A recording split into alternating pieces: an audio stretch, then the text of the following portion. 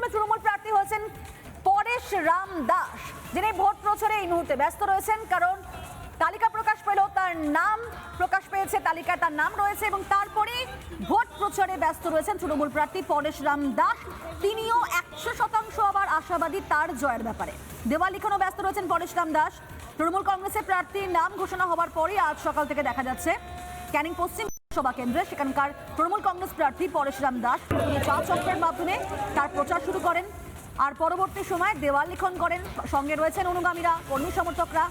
তবে তাকে জিজ্ঞাসা করা হলে তিনি কিন্তু জয়ের ব্যাপারে এক প্রকার নিশ্চিত। প্রতিদিনই আমি মানুষের সাথে থাকার চেষ্টা করি এবং থাকি।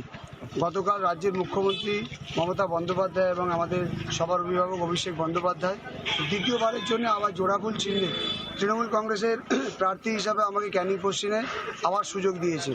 5 বছর যেভাবে কাজ করেছি, উন্নয়ন করেছি এবং এই এলাকার শান্তি এবং সম্প্রীতিকে বজায় রেখে বিরাজমান রেখেছি, ঠিক একইভাবে 2026ও আমরা এই এলাকার পশ্চিমের মানুষকে নিয়ে উন্নয়ন ডেভেলপমেন্ট চলবে, শান্তি বজায় থাকবে, সম্প্রীতি থাকবে।